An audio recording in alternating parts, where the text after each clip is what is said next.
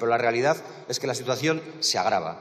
La realidad a día de hoy es que no estamos mejor que hace un año, que la acción diplomática que se ha podido llevar a efecto no ha sido suficiente ni tan siquiera para paliar los efectos de este genocidio.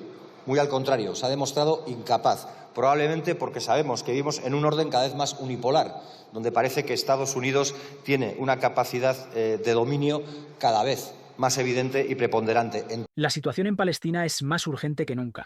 En este video exploramos las impactantes declaraciones de Óscar Matute, quien no solo presenta cifras alarmantes sobre la devastación en Gaza, sino que también conecta emocionalmente con su audiencia. Matute enfatiza que la paz no puede construirse sobre la aniquilación de un pueblo y cuestiona la doble moral en la política internacional. Antes de comenzar, si te interesa este tema y quieres mantenerte informado, no olvides suscribirte, activar la campanita y dejar tu like. Vamos a empezar. En diciembre de 2023, usted compareció en esta tribuna. Habían transcurrido, sí, acaso, prácticamente 2 meses de los ataques de Hamás en territorio israelí y la posterior respuesta brutal, sanguinaria, genocida del Estado de Israel para con la población palestina. Entonces, yo empecé la intervención poniendo encima de la mesa una serie de datos que hacían alusión a los ya entonces 16.000 muertos por la acción del gobierno del Likud, encabezado por Benjamín Netanyahu, en su locura genocida. También señalé todos los hospitales que se habían destruido, los colegios, cómo se estaban cerrando las vías de abastecimiento, cómo se mantenía a miles de palestinos en situación de prisión sin juicio y con total arbitrariedad. Y si hoy, actualizando todos esos datos, hiciera el mismo ejercicio, el resultado sería demoledor. Demoledor. Si antes hablábamos de 16.000 muertos, por poner solo un dato, no lo voy a hacer punto por punto, hoy hablaríamos de 43.700 muertos ya, palestinos y palestinas. No vale la equidistancia.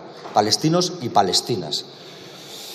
Pero es más, si nos acogemos a lo que dicen revistas de probado valor científico como The Lancet, y hablamos de las muertes indirectas, diríamos que ya en junio del 2024, hace unos meses, ellos hablaban de 160.000 muertos palestinos y palestinas, que probablemente ya a estas alturas del año, y viendo que los ataques de Israel para con Palestina no han cesado, incluso se han ampliado durante un tiempo al Líbano, estaríamos hablando de 200.000 personas muertas en Palestina. Esa es la foto real. Esa es la foto real de una locura genocida encabezada por el Estado de Israel. Y esto no es ser antisemita, porque creo que las 200.000 personas palestinas muertas eran semitas. Óscar Matute, en su intervención, no solo presentó cifras escalofriantes sobre la devastación en Palestina, sino que también conectó emocionalmente con la audiencia. Al mencionar que el número de muertos ha ascendido a 43.700, su voz resonó con la urgencia de una realidad que no puede ser ignorada. Matute subrayó que detrás de cada cifra hay historias de vidas truncadas y familias destrozadas. Su mensaje es claro: criticar la brutalidad no es antisemitismo, sino un acto de humanidad. Creo, sinceramente, que nadie puede rebatir que las 200.000 personas palestinas eran semitas. Luego, para defender a Israel, no utilicen burdas mentiras. Díganlo abiertamente. De la misma manera que nosotros y nosotras decimos que exigimos el reconocimiento del Estado de Palestina y que creemos que desde 1948 a Palestina se le está practicando una política de agresión constante y de aniquilación sistemática, quien defienda al Estado de Israel que lo diga abiertamente, pero que no nos acuse de antisemitas a quienes señalamos que es la acción del gobierno de Benjamín Netanyahu la que ha asesinado a 200.000 personas de origen semita.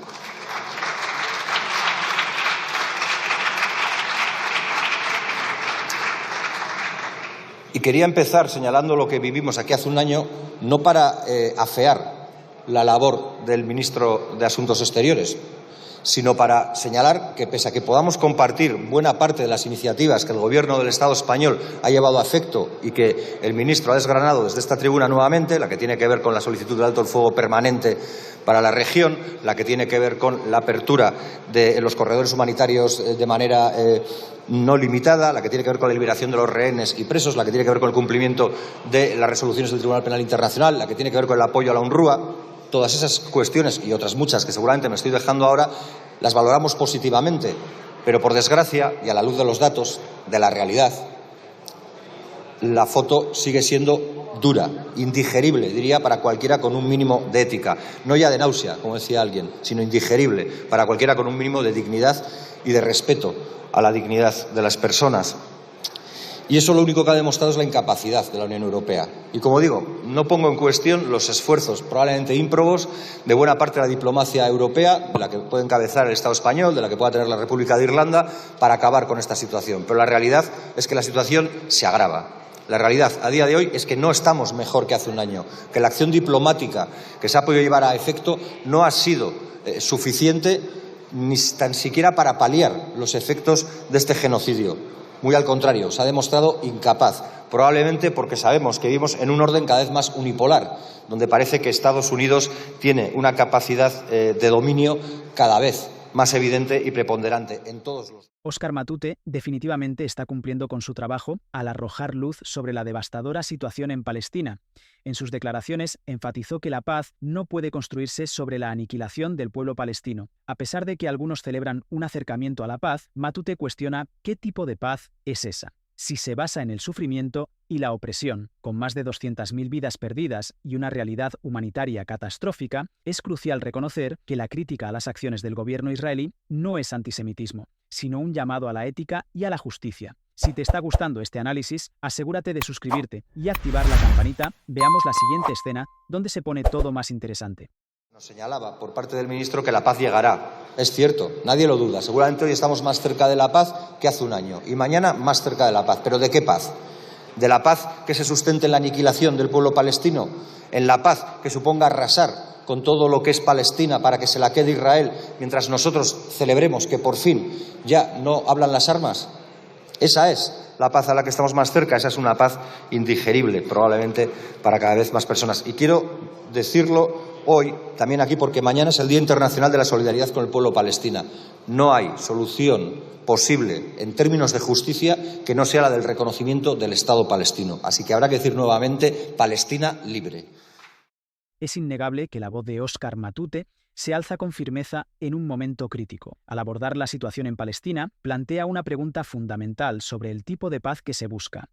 ¿Es realmente aceptable una paz que se construye sobre la destrucción y el sufrimiento de un pueblo? La realidad es que la paz debe estar basada en el respeto y la dignidad, no en la aniquilación. En este contexto, es crucial recordar que el reconocimiento del Estado palestino es esencial para alcanzar una solución justa. La lucha por una Palestina libre no solo es un acto de solidaridad, sino también un imperativo moral que todos debemos apoyar. Antes de finalizar su intervención, Óscar Matute habló sobre la necesidad de una crítica directa hacia las acciones del gobierno israelí, cuestionando la forma en que se perciben los bombardeos en Gaza. Señaló que, mientras se condenan los ataques de grupos como Hezbollah, los bombardeos sistemáticos de Israel a la población civil parecen ser tratados como si fueran provocados por un ente ajeno. Esta inconsistencia en la narrativa es inaceptable y refleja una doble moral que debe ser cuestionada. Matute también destacó la falta de acciones contundentes contra Israel en comparación con las sanciones impuestas a otros países, lo que pone de relieve una grave injusticia en la política internacional. La paz no puede basarse en la opresión y el sufrimiento de un pueblo, debe construirse sobre el reconocimiento y el respeto mutuo.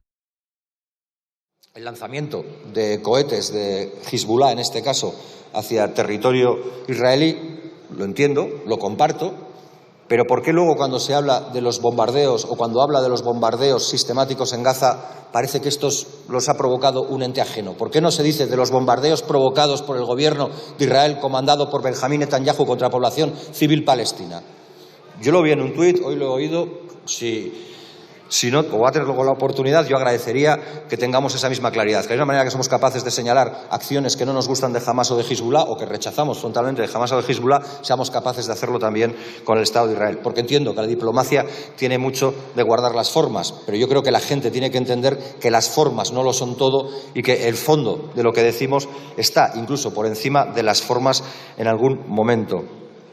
Y quiero ir finalizando con una cuestión. Usted ha señalado que la política exterior de España defiende lo mismo en Kiev que en Beirut. Probablemente el deseo y la voluntad expresada del Ministerio de Asuntos Exteriores sea esa en todos los foros internacionales. No soy yo quien para ponerlo en duda y no lo voy a hacer. Yo no voy a jugar al juego de la desinformación. Pero si eso es cierto, lo que los ciudadanos y ciudadanas ven es que desde el 24 de febrero del 2022, que se inició la invasión rusa en Ucrania, la Unión Europea ha llevado a cabo 14 campañas o iniciativas de bloqueo contra Rusia. ¿Cuántas se han llevado contra Israel. ¿En qué medida? ¿En qué magnitud? Porque si la posición es la misma, y probablemente la del Estado español lo sea, pero la de la Unión Europea parece que no tanto, ¿por qué es tan fácil cuantificar en 14 las campañas de bloqueo contra Rusia en muy diferentes ámbitos, bancarios, contra ciudadanos y sus bienes en el extranjero, contra el comercio de todo tipo de productos, no solo los de los militares, sino los de doble tecnología, y sin embargo tan difícil es de encontrar un embargo, no ya efectivo, sino siquiera un embargo contra la población de Israel? Finalizo ya. Justo como he señalado a mitad de la intervención, lo que toca es redoblar esfuerzos para que más pronto que tarde la paz que llegue sea justa y para que Palestina sea un Estado reconocido internacionalmente. A lo largo de su intervención, Matute destaca la necesidad de una crítica clara hacia las acciones del gobierno israelí, subrayando que la lucha por una Palestina libre es un imperativo moral. La falta de acciones contundentes contra Israel en comparación con otros países revela una profunda injusticia en la política global. Si este análisis te ha parecido relevante, te invitamos a suscribirte, activar la campanita y dejar tu like para seguir informado sobre estos importantes temas. Hasta pronto.